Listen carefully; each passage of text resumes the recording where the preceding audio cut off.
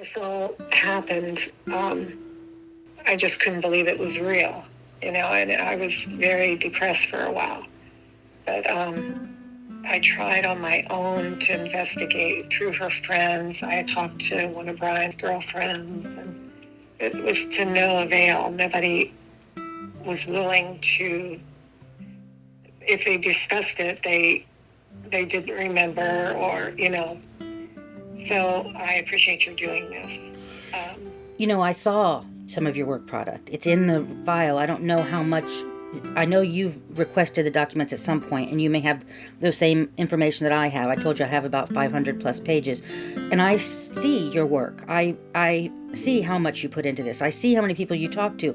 I see you typed it all up. You did, and that was important to me to be able to read all of it too, to know who you had spoken to. And I don't think I've ever seen a report where a family member has done that much actual documented work on a family member's case as you had. So I can see that. I see how much that you did, and it's got to be, it shouldn't be that the family member's doing that. That's not your job, and it shouldn't be that way. But I understand feeling it.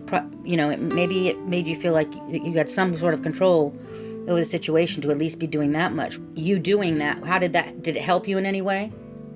Well, at the time, yes, it did.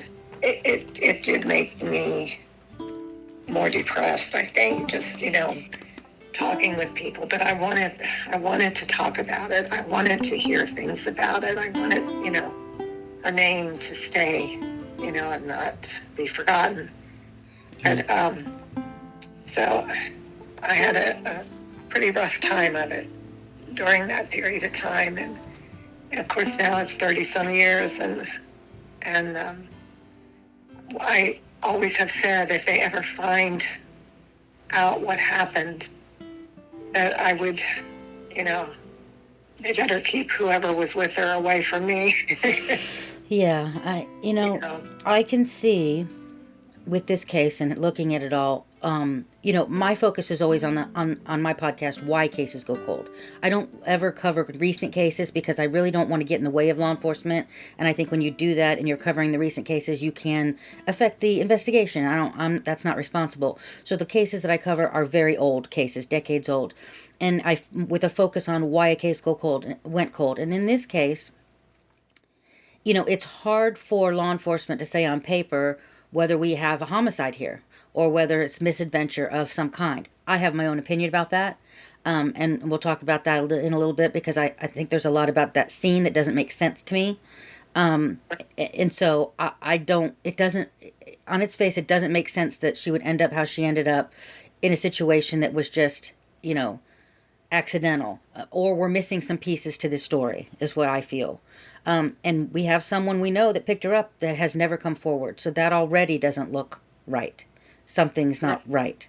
So for you have a particularly worse pain because you have no idea even what happened. Never mind who did it. You don't know. It was very, very, very frustrating. And I did what I could. Family members would, try to help me or tell me, especially Keith, he would want me to remember her and Janine, did you hear anything? Are they working on it? He really wanted answers too, and many of my family members did. But I did the best I could. But I wanted to say that she was my only child. Lisa was my only child. Her father lived then and still does in Pennsylvania. She was 18 years old. She had just graduated from high school. And I loved her dearly. I never wanted anything like that to happen to her. Yeah. But she was very outgoing. Lisa was very outgoing and trusted other people. She didn't seem to know what this world was all about and how you have to be careful, of what you're doing. But she had a good sense of humor. She was very loving and cared about others. She, would do things for her little my sister's grandchildren and stuff. She would do things with them, and she was very outgoing and sweet. And many people said to me, I can't believe anybody could do anything like that to her, because she was so loving. So anyway, but when she graduated high school, she became an adult, or so she thought she was adult. She wanted to do whatever and whenever she wanted to. And so I had a struggle with her. I told her I was just looking out for her because I loved her and did not want anything to happen to her. And reminded her to lock her doors on her car because there was someone that she, and I think Jeff told you too, that was following her. And she told me about it. She was concerned about it. I said, make sure your doors are locked and don't stop for anyone. So let me jump in there. I've tried to track down Jeff, and he's one of the people I'm still trying to track down. He's got one of those common names that's a little bit more difficult. So I've bothered quite a few Jeffs right now, but I'm going to keep doing it because I want that part of the story is important. So she had on the day before, that Friday, lunch with Jeff, is what the report says. And then in that interview, he mentioned that there was some guy in a truck that had been following her around and trying to get her to pull over, and she hadn't. Were there any more details about that story that she told you, or that he told you that she said? Anything other than just a guy that was following her, that was trying to get her to pull over? No, I didn't get any more information. I scolded her and told her to make sure. She had a little blue Chevy car, and it had 4 doors, and I told her to please make sure you lock your doors because she'd be going to Winn-Dixie to work, and come home at night sometimes by herself and all. And but no, I never heard any more. And Jeff, I think, came over to visit after she was gone, and he told me that she told him that also. So, I knew that if she told him and also told me that somebody was following her. Did you get the impression she was afraid? That he had made her afraid, or it was just sort of strange to her? I think maybe a little of both, because for her to tell me, I think because she was an only child, I was very strict on her about where she could go, and she wanted to go to a party one night, and I thought, no way are you going. And she wasn't very happy about it, but she stayed home. And but anyway, I think she was a little scared, and I think I had recently told her that she needs to tell somebody where she's at, where she's going. I wanted to keep communication with her so that if anything like that happened again, I could come and get her or something or whatever. But no, I think she was a little scared. Lisa Boeckel's mother, Janine Kearney, well, back then, Janine Boeckel, got a call early that Saturday morning, around 9 or 9:15 a.m. This seems to be the first indication that something might be wrong. Lisa had stayed away from home all night before, but this was something different. Later, Lisa's mother would tell a reporter for the Bradenton Herald that the phone rang and a lady on the other end said, "Is this Lisa?" Once her mom identified herself as Lisa's mother, she was told that Lisa's wallet had been found in a ditch. So Mrs. Boeckel arranged to meet the woman at a restaurant called The Clock in Palmetto to retrieve it. It was there that she learned a man named Joe Hendricks, known by locals as Indian Joe, was the one who found it. Now I'm going to use the moniker Indian Joe when I refer to him because despite it not being the correct terminology today, not a single person that I spoke with referred to him by any other name.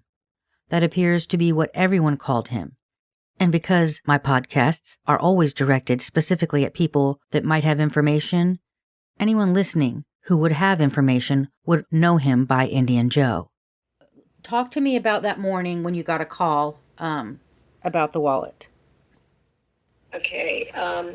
Well, I went to meet with them. I didn't want them to come here because I didn't even know who Indian Joe was. I may have vaguely maybe heard his name somewhere, but so anyhow, I set it up that I would leave them at the Clock restaurant and they would bring their wallet.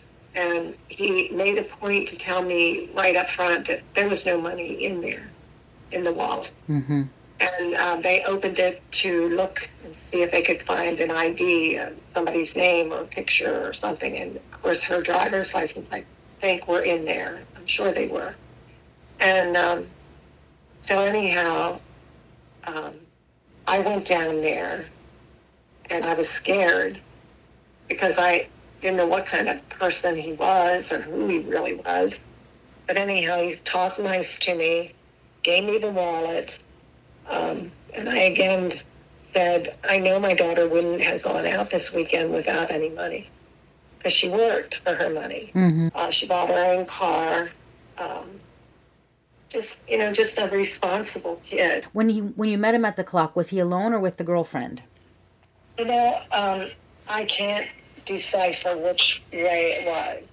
I'm not sure if she was with him because I was like devastated. I didn't, I went down there to get that wallet thinking that maybe that'll give me some clues or something. And I even gave it to the sheriff's department to take fingerprints. Mm-hmm. And that didn't apparently bring anything out, or No. must have been able to get the fingerprints or something. I don't know. But I can't say. I can't say if there was someone sitting at a table in the back of the restaurant there. I can see myself going in there, and I asked the lady if she could point out Indian Joe to me. And so that's where she directed me. And then I went back and sat down, and I don't know if that's the time when Indian Joe told me that somebody was crying. He heard somebody crying, and I think that might have been the time. It may have been Lisa crying out. Yeah, I wanted to ask you about that. So he said that night, did he have a time frame on it? What or anything other specific other than he heard? Could he say it was a female, or anything? Yeah. Okay. I think he did, but he didn't. He didn't say any time or anything. But at night, it was at night he heard. They heard. I think the girlfriend maybe also heard someone. A girl crying out. Ron told me also that her mom had said that they found a wallet out on Snead Island. And then when I was talking to her, to Lisa's mom, she said, yeah, Indian Joe had found it. Mm-hmm. And she didn't know anything about him. And I said, well, he's harmless. He's actually a good guy. Mm-hmm. I knew him, and my mom knew him, and he was frequent out, and he stayed on a houseboat on our property at one time. So, we knew him. Mm-hmm. And he was living with Barbara out there. And I knew they would camp out and stuff, but her parents had a house on Snead Island too. He was, he would just walk and stuff, and he found it in the ditch, I guess, along the side of the road or whatever. When I asked around to locals, I was told that Indian Joe was an older man. He was homeless or unhoused, as is the preferred terminology today. Sometimes he stayed in a camp out near Emerson Point. He was known to walk the area, and so this seems a reasonable explanation for why he was out on Snead Island early that morning, and why he might see a wallet lying on the side of the road in a ditch in the course of his daily routine. By every single account of those who had interacted with him, he was a nice man and a well-known fixture in the area. Now, of the wallet itself, Janine Boeckel told the Bradenton Herald reporter, like she told me, quote, there was absolutely no money in it. I found that unusual for her to go away on a Friday night without a penny. She told the newspaper that she went home then and she called her sister. The police report notes that after receiving the wallet, she had checked certain areas for Lisa, as well as the area of her boyfriend's residence, and then she filed a missing persons report for her daughter. The missing persons report that Mrs. Boeckel called in is noted as having been taken at 1:20 p.m., and the information was entered into NCIC at 1:30. That helps a little bit with our timeline, so we know what was happening next. Here's another quote from Mrs. Boeckel to the Bradenton Herald.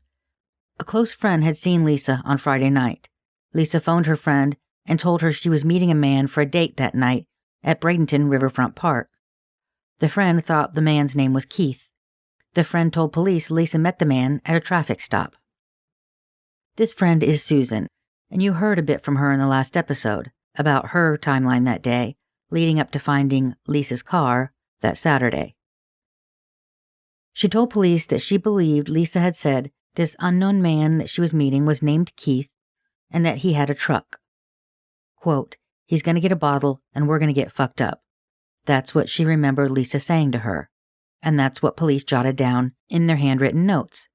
And the he in question is someone that she ran into at a stoplight apparently in Bradenton just hours before speaking to her friend.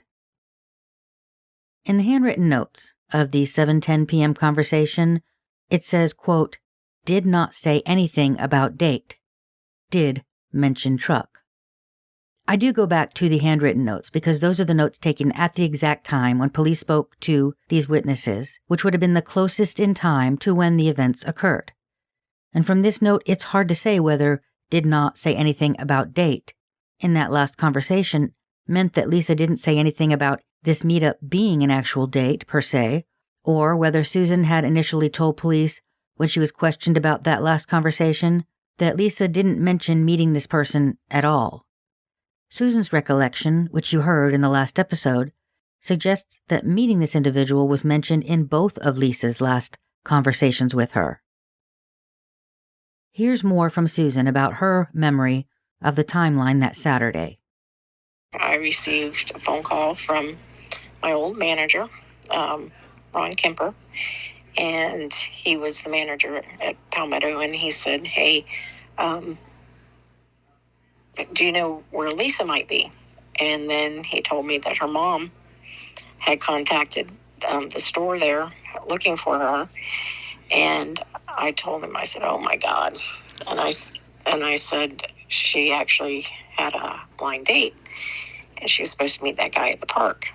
So my manager at the store I was at, because I was in Onico by then, he told me I could go ahead and leave. So I left work and I drove to Rossi Park and her car was sitting there. And I was just like, oh my God. And I walked and just walked around the front of it and stuff and didn't touch it or anything. And I drove over to the dumpsters by the railroad track and I even looked in there. Just thoughts run through your mind. Yeah. And so I looked through there and then I got my car and I headed to her mom's house, which is out here in Ellington. Mm-hmm. And so I went and her mom was leaving with her sister and they were heading, they were going out to Snead Island because her nephews were out there, at the island. And she said, you want to go with us? And I said, yeah, and I'll show you where her car is. And so we went across the bridge and I showed her car and I told her, don't touch it because there might be fingerprints or something else on that car. Mm-hmm. So don't touch it. And so, and she was telling me how, of course, it's not 48 hours, they're not going to do nothing. So we went ahead and went out to the island and the twins were out there and they were going out in the woods and stuff and looking, down there where they found some stuff. So we went ahead and left and she took me back to my car. And then I went home. And by the time I got home, my mom called and said the sheriff's department had come by our bait shop out there on Snead Island and said they wanted Mark and myself to go out to the island. And so I was like, okay. So we headed out that way, but first we stopped by the bait shop. And she said, yeah, they came by and they want you to come out that way. So we went out there, and her mom was out there, and she said that the boys had found a rope or something going down to the water, and that I guess her clothes were folded up on the beach. And I saw one of the earrings too, because they had us go over to the trunk of the car, the police car, and he pulled out a bag and it had her clothes in it and stuff, and identify them. But they said there was a rope that was leading down to the water. But one of her earrings was twisted, mangled. It was mangled? And, visibly mangled? Yeah, it was twisted. From what, what I could see. Right. Unless it, I don't know when it happened, but. And then you could hear the dogs in the background and motorboats going, and then it got so bad, and they said we're wrapping up because it was getting dark, and we left, and then they called me the next morning and told me that her body popped up. Sometime between 10 a.m. and noon, before that missing persons report was filed, another person spotted a white pickup truck on Snead Island, parked about 100 yards from the point on the north side of the road.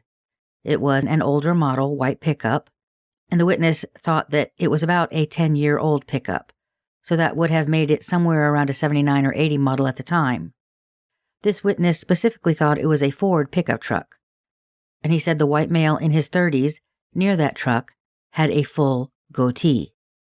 I left work. It was probably about 12 when I left work, and then headed that way.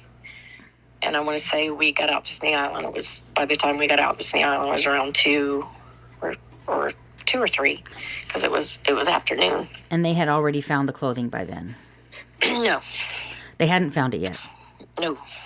Okay. When we got out there, the boys were still back in the woods searching, and then we, like I said, she took me back to my car, and then went back out there, and I guess that's when they had found, because they'd already taken me back to my car when they found all the stuff that they found out there. In an excerpt from a letter that she would later write to Unsolved Mysteries the following year, here is how Lisa's mother remembered that day. On Saturday morning, June 16th, 1990, I received a phone call from a lady who said that her boyfriend had found Lisa's wallet in a ditch on Snead Island, Palmetto, Florida.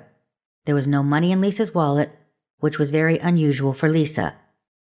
After retrieving the wallet, I called the Manatee County Sheriff's Department and reported Lisa missing.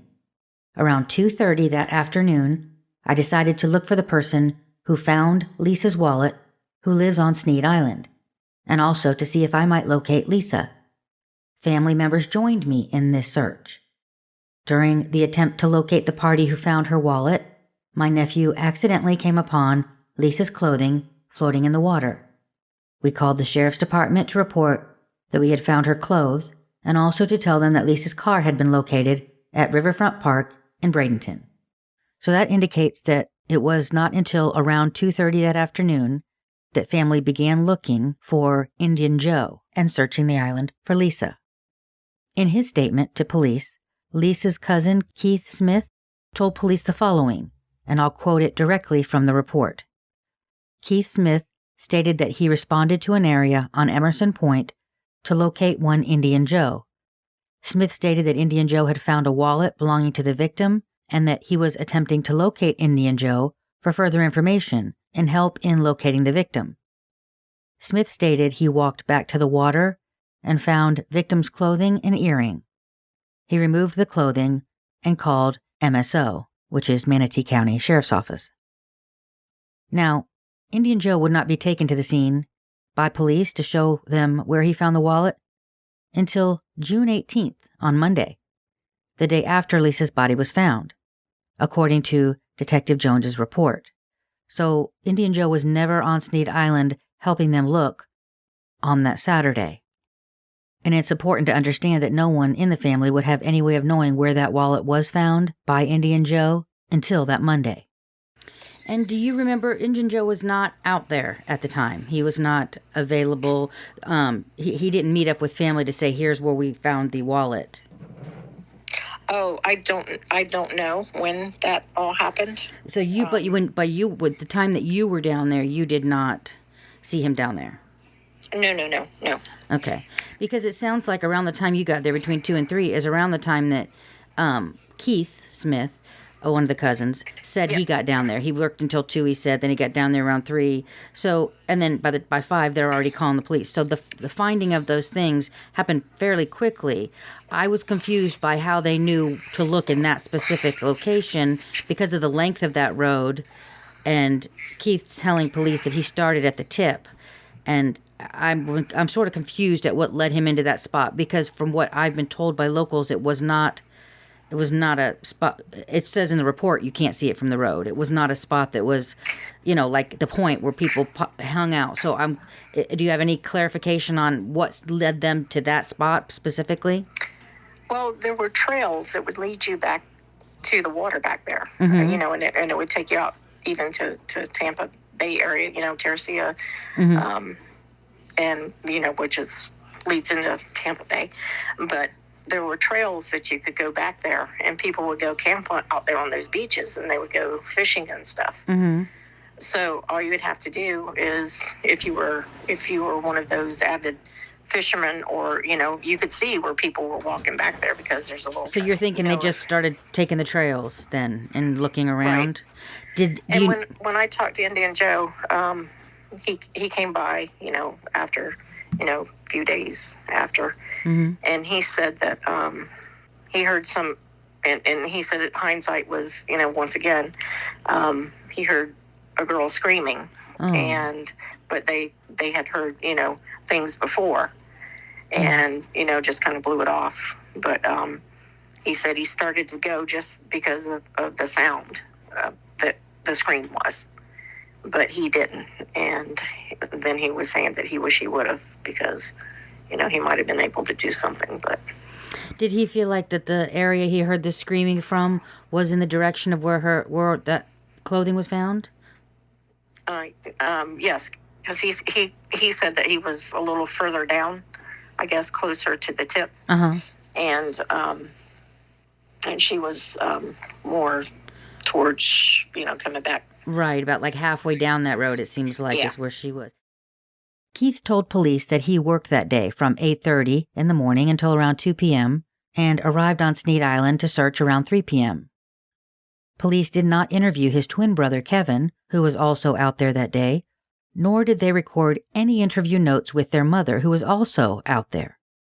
This is unfortunate because the family was known to own a white older model truck for their landscaping service, and had they been out there on the island that day any earlier than Keith began his search at 2:30, or if police had asked them if it was one of them who'd been out there that morning around 10 to noon sometime, where the white truck sighting occurred, we might have a little more clarity today. Unfortunately, that wasn't done. I did reach out to Kevin by messenger on Facebook to ask, but he did not respond. Kevin's twin brother Keith is the person who found his cousin Lisa's clothing, and he is now deceased, so I am not able to get clarity on his timeline that day either. So here's what Keith told police, which they summarized in a short note in the police report. He told police he began his search in the area around the tip of Emerson Point, and then went in and found Lisa's clothing about 250 feet north of the road by the bank of a canal. The problem we have here is that the area where the clothing was found is more than a mile from Emerson Point, which is the tip of that island. There's nothing in the report that describes how the search commenced, or whether they searched both sides of the road that leads out to Emerson Point, since obviously they had no idea where to even begin. They had no idea where the wallet was found. All they knew that it was found somewhere on Snead Island, which would have been essentially a couple miles long. The road itself from the entrance of Emerson Point Preserve is about 1.5 miles long and about a mile from the point to where the wallet would be found. The distance from today's entrance to Emerson Point Preserve down the road to get off Snead Island is about another mile.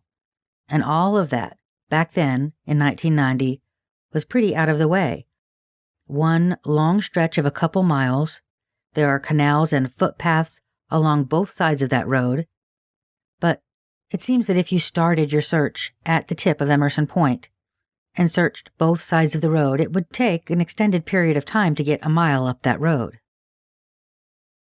Here's how Lisa's mother described what she was told back then about the cousins' search to a Bradenton Herald reporter in a May 1992 article, some 2 years later. They walked down along the canal on Snead Island. As they were walking back, my nephew happened to glance down. Her clothes were floating in the water, and her shoes were sitting on the bank. He grabbed her clothes and shoes and came crying out of the woods. My sister said to drop them because they could contain evidence. At this point, the article says, the sister called Mrs. Boeckel and had someone drive her to Snead Island. So you guys are basically all down there. You know there was a wallet found on Snead Island, and that's all you know. You don't know where sort of to look. You're just all sort of looking. Who in the family was searching Emerson Point at that point besides you and Susie went down there and... Yeah, Susie was there with them at one point, I'm pretty sure. Yes. My sister, Judy Smith, and my nephew, Keith Smith. And by the way, they're twins, Keith and Kevin Smith. And it was only Keith. It wasn't Kevin, I don't think, had any involvement in it at all. Well, Susie said she saw both of them down there. What she remembered is getting down there and one of them coming out of where the bushes were before Keith. She thought it was Kevin because then Keith came out, but I don't think she saw him emerge with the clothing.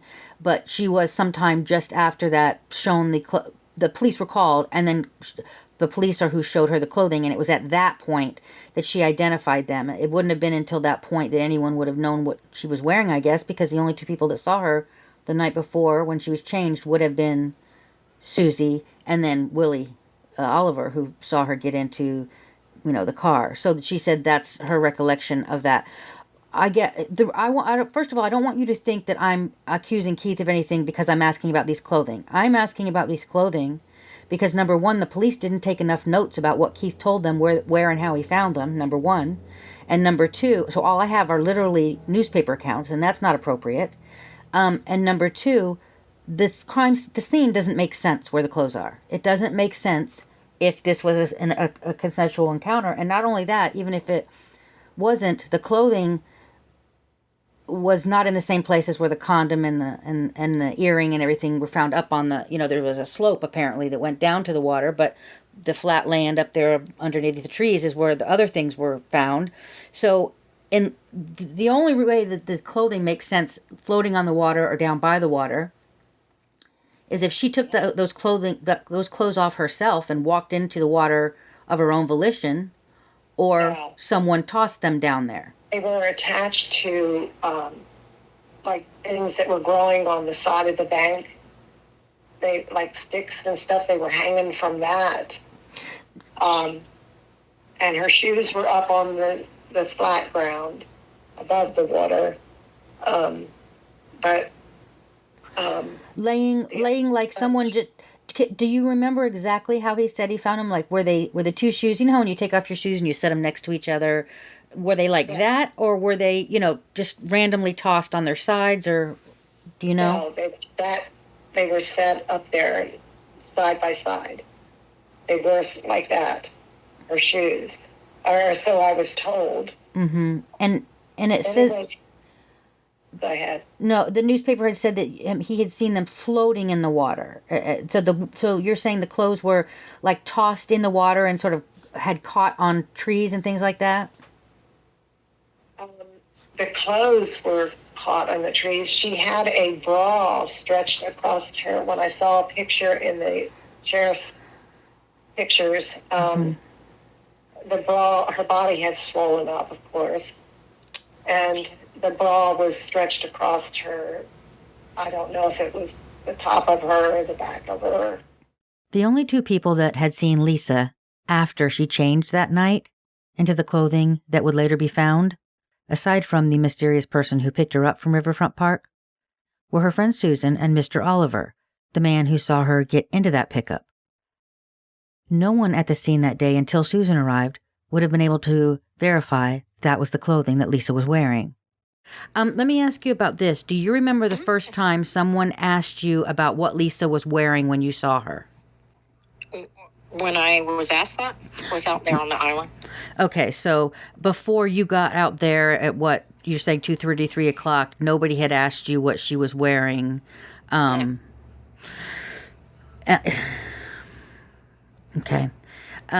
Yeah, I thought that was the case. That's why I was wondering how they knew when the cousin. See, the other thing that the newspaper report says is that when the clothes were found, Lisa's mom wasn't even out there. They had to call her and have someone drive her out there. When you got there, was Lisa's mom there? Oh gosh.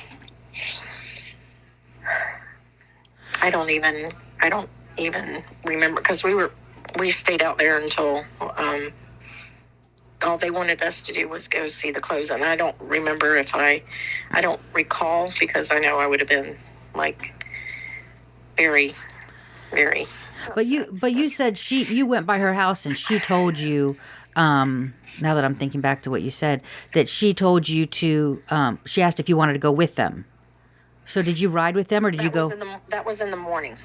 That was or earlier in the day. Okay. When I went to her house, and she said that the boys were out there and that they were going to go out there. And she said, "Do you want to ride with us?" And I said, "Yeah, and I can show you like where a car." And then so I hopped in and we went across the bridge, and I showed her where our car was. And what time of day is this about? That was like 2 or 3, something of that nature, because we didn't. We got out to the island, and it would have to have been probably closer to 3, because when we got to the island, that's the boys were already out there. They were looking, but the clothes had not been found yet. No, okay. Because when they took me back to my car, they hadn't been found yet, and it was when we went back. And we weren't told.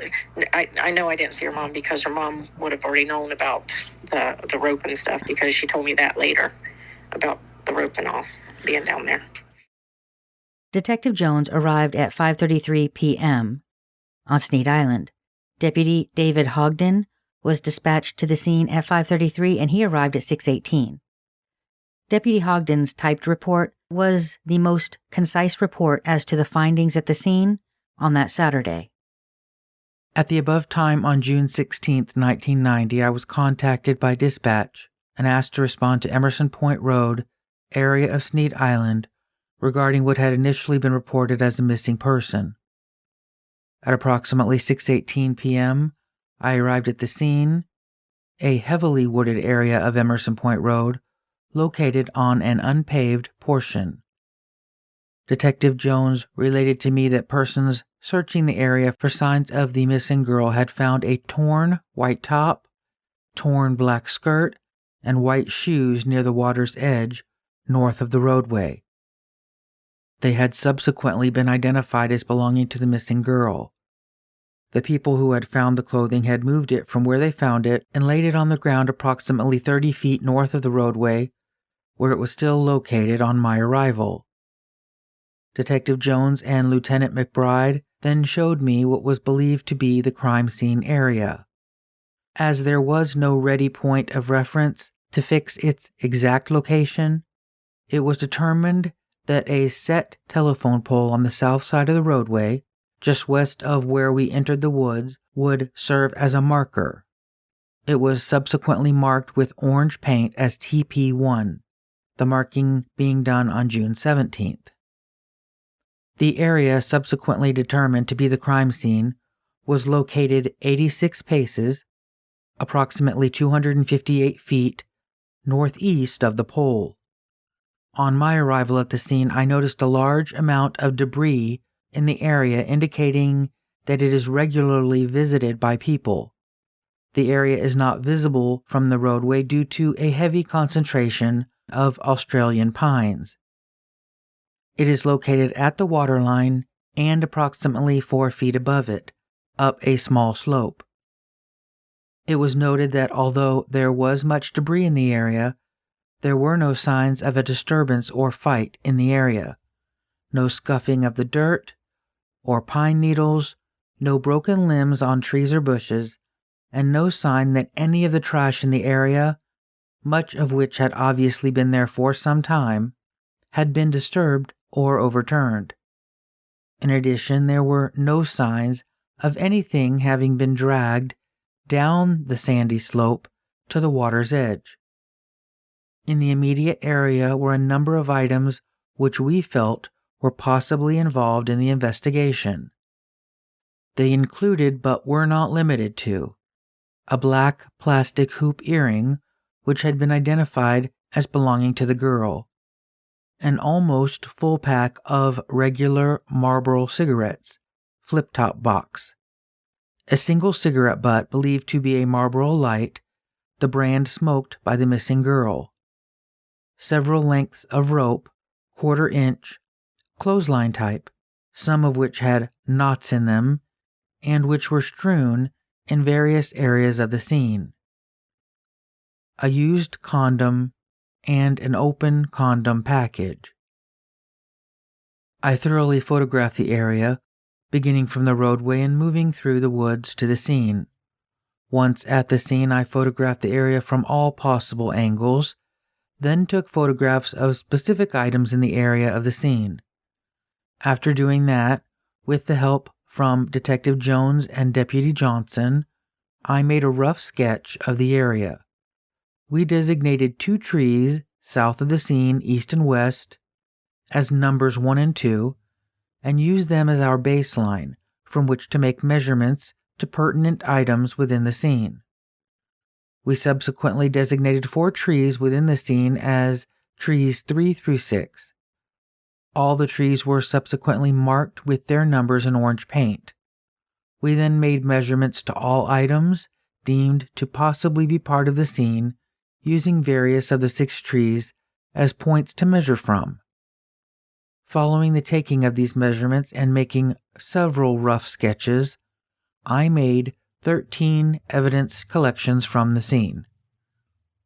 I had earlier photographed and collected the girl's clothing at its location by the roadway. During the time we measured and sketched the area, Deputies Baranowski and Ogline from the Canine section searched the area with their dogs with negative results. In addition to the immediate area around the scene, they searched the wooded area across the small lagoon where the scene was located, but found nothing. At approximately 8:38 p.m., I cleared the scene and went to Riverfront Park in Bradenton, where the victim's car had been located. Detective Jones requested that I attempt to process the vehicle for fingerprints or any other information that might be helpful.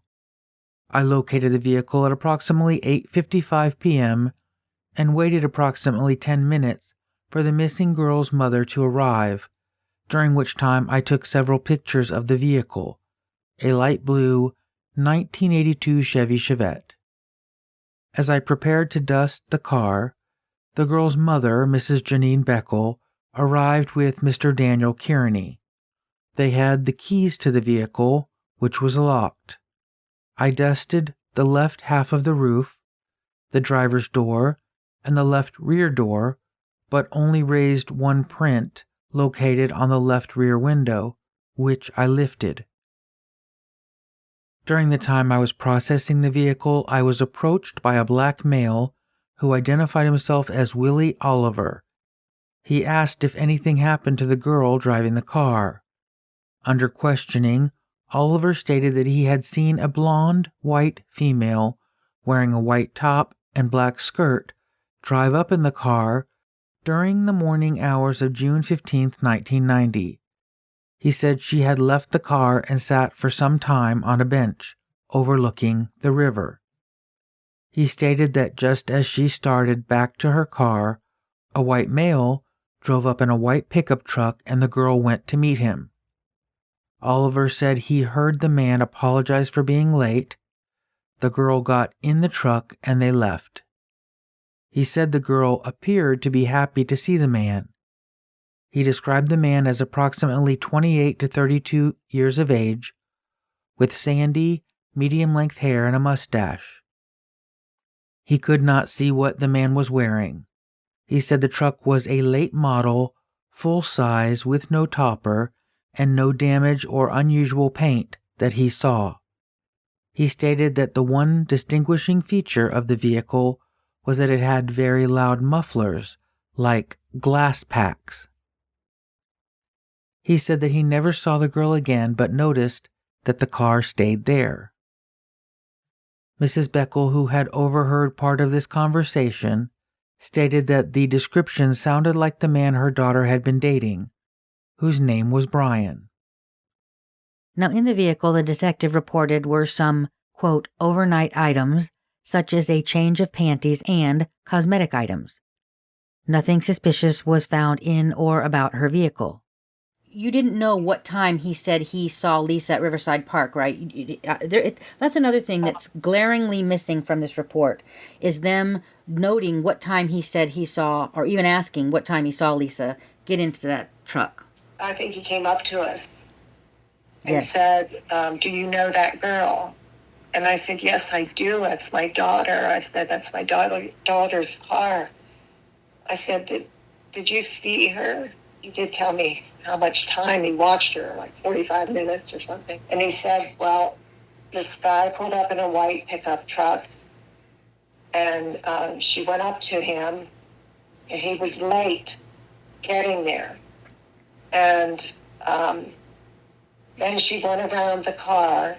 They were talking through the window, and then she went around the car and got in that truck. And they left. They pulled out. But he said he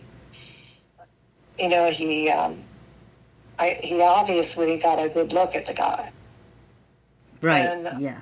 And he gave the police the correct description of her clothing. There's no doubt that he saw Lisa, because he knew what she was wearing, and he saw her get out of her car. So I find him credible, as far as that goes.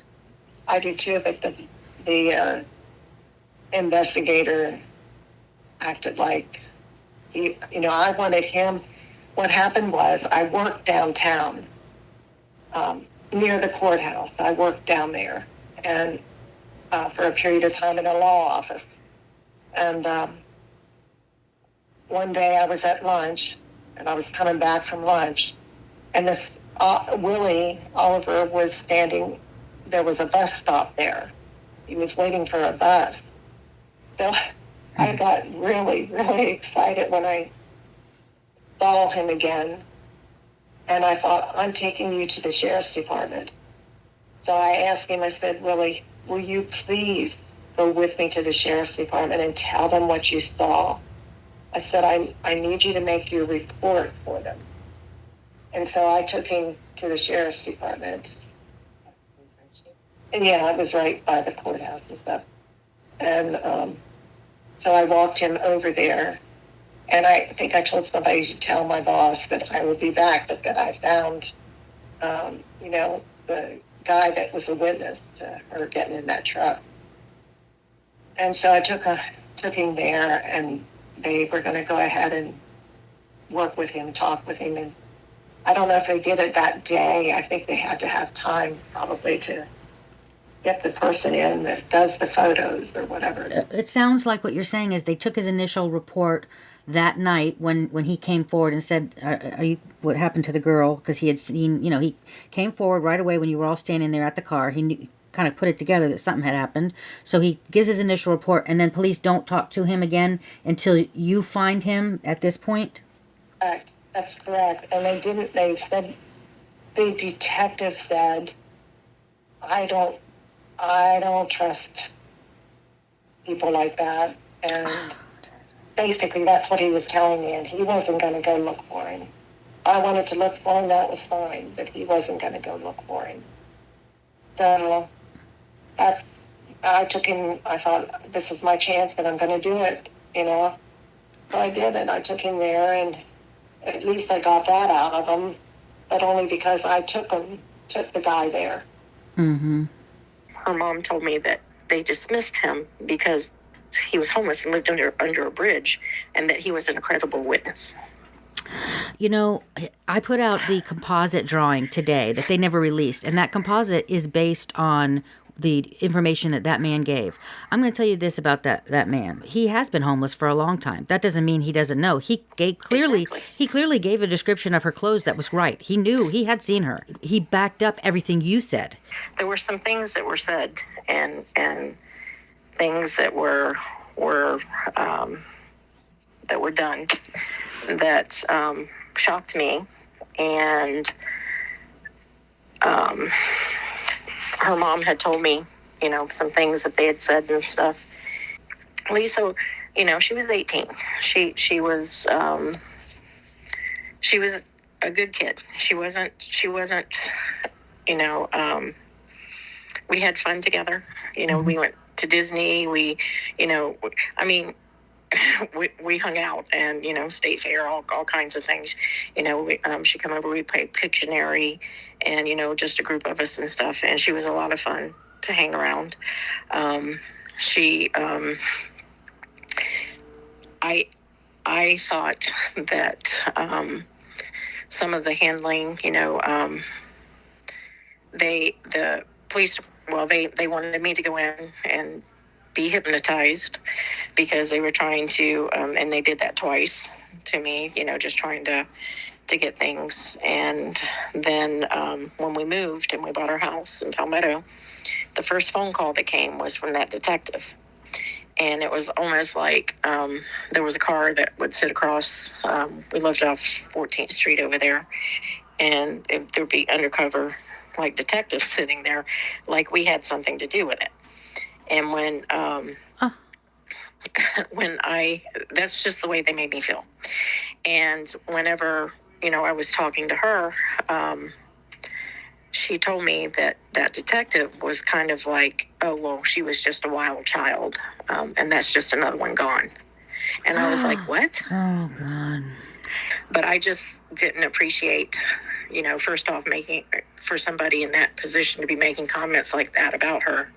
Yeah, that's absolutely not appropriate. Absolutely not appropriate. To be assuming that Mark and I would have something to do with something like that, and when she showed up and we tried to get her to go, and like I said, if I could have, I would have, but she... You're not, I can sense it's upsetting to you. It's upsetting me hearing it. And you're not the only one. I can't tell you how many of her friends said almost the exact same thing to me. I think there is this sort of, this tide of survivor's guilt among you guys. And so, I can hear it. I can, from all of you, I can see it, and it upsets me that the detectives weren't handling this the way they should have. And I want to be clear about something also. So a lot of her friends did tell me Lisa had multiple sexual partners. She was wild and free, but everyone talked to me about her exactly like you are. Nobody had not a bad word to say about her. Everyone really liked her, had fun with her.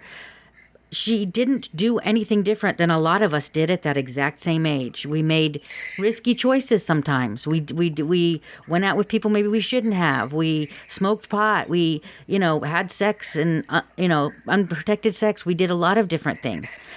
When I first started looking at this case, I was thinking about, the part that you heard where she said she met someone at a stoplight and she went out with him. My first thing was she had to have known this person. There's no way she would have met someone. And after talking to her friends, they said, no, I saw her do that before. She would. She was bold. She was brave. She would flag a guy down on the side of the road and say, give me your number, and then call him later. And she'd go out. So that part makes sense. It's not unreasonable for her that she would have done that. But there's nothing. So my answer to that is we don't say a thing about the guys that are doing the same thing. In March of 1991, 9 months after Lisa's murder, her mother came to the police department, the Criminal Investigations Division, with Mr. Willie Oliver, and requested that the sheriff's department do a composite sketch of the man in the white truck with the help of Mr. Oliver. The report notes, quote, being unable to locate Willie hindered the composite, only knowing he was on the streets in Bradenton. An interview was also done in the Behavioral Science Unit with Mr. Oliver to determine his status for investigative hypnosis. Their findings were that he would not be a suitable subject.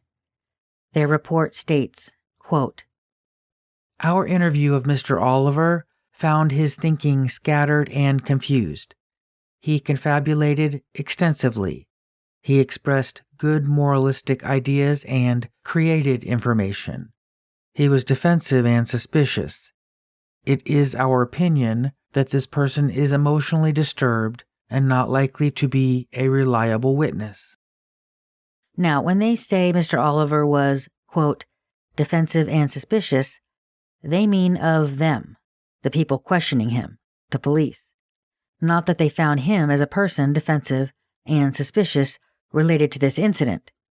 Yet obviously with this crime, when you have a witness that comes forward and accurately describes the victim in her clothing, being the last person known to see her, you need to take a closer look at them and make sure they aren't the person who may have harmed your victim. So first, there is nothing in Mr. Oliver's initial statement that suggests that he didn't see Lisa Boeckel. He perfectly described her clothing, saw her exiting her own vehicle, and there's no reason to believe that he would get all of that correct and then somehow not be at least as accurate with his descriptions of seeing a man pick her up in a pickup truck.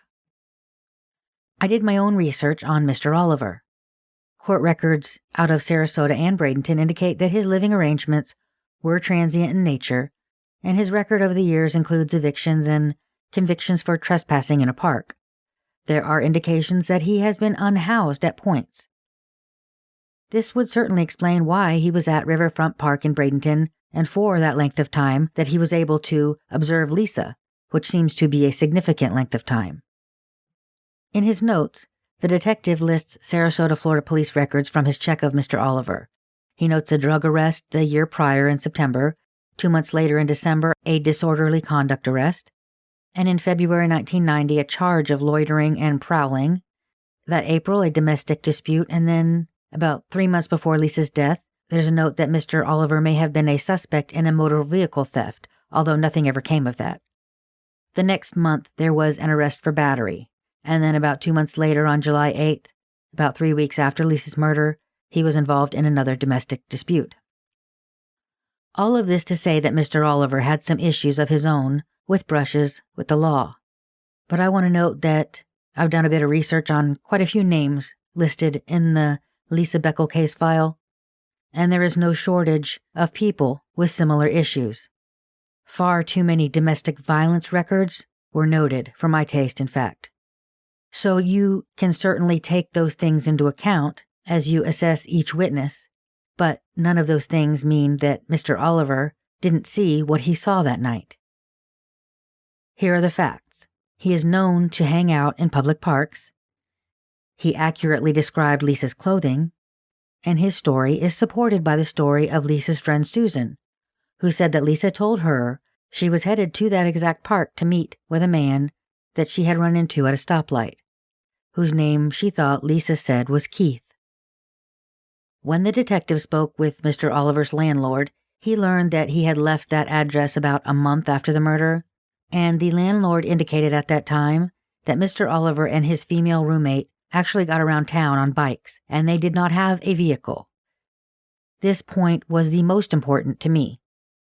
No vehicle would mean that Mr. Oliver would have no way to transport Lisa to Emerson Point if he had been the one to do her harm. And police had fingerprinted Lisa's car, and they did not come up with any prints that suggested Mr. Oliver or anyone else had driven her vehicle. Mr. Oliver would be interviewed at least 3 times, and his story remained consistent. In the second interview, when he was asked, he did add that he didn't notice Lisa carrying anything when she went to get into the pickup truck. That part stuck out to me because of the description of Lisa's purse, which was never found. It was described by her mother as having hoop handles, which seems like Mr. Oliver may have remembered seeing her carrying if she was, since he observed her walk from her car to the bench, and then from that bench over to the truck, speak with the driver, and then walk around to the passenger side. That's quite a long time to observe someone and miss them carrying a purse. But we can't say for sure he didn't miss it because that second interview was months later. The second and most important observation that Mr. Oliver made were about pictures that he was shown. First, he was shown a photograph of a white truck that was owned by Brian's roommate. At the time, the theory that police had was that if Brian was the one who picked Lisa up that night from the park, because Lisa's mom said he had matched the description, if it was him, he would need a white truck to do that in. But Mr. Oliver told police that the truck in the photo appeared to have a newer paint job than the truck that he saw at Riverfront Park. Then he was shown a group of photos, one of which was Brian, Lisa's boyfriend. Mr. Oliver picked up 2 photos. One was Brian and the other was a white male with sandy blonde hair that was randomly chosen by police.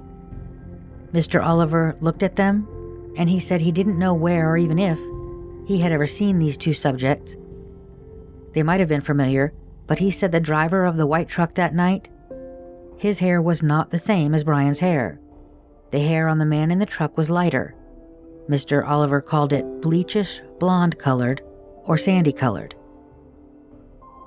So at this point, they had found Lisa's clothing and they had found Lisa's car. But where was Lisa? Stay tuned.